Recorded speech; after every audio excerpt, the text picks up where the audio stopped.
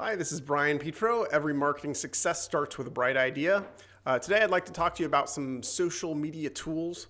They're very important for two main reasons. Number one, they can be used to help make your campaigns much more effective and much more efficient. The other reason is it's a good way to document your effectiveness as a marketer. Honestly, a lot of marketing that's done online, especially social media, it's difficult to track back to sales, especially if you're not selling online.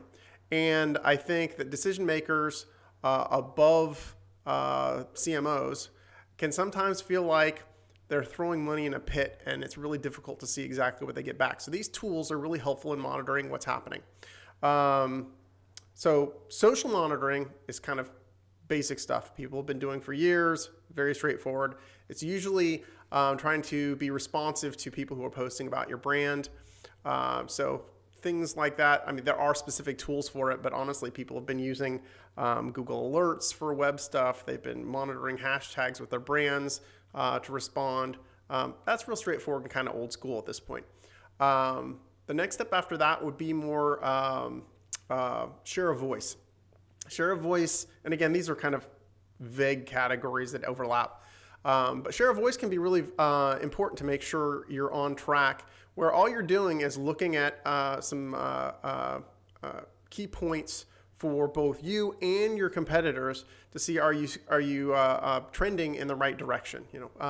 Follows, website visits on different channels, and chart a graph over time.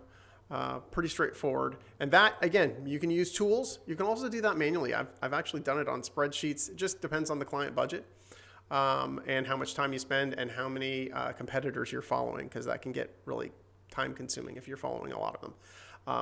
And then last group, and the most exciting group really, is social listening.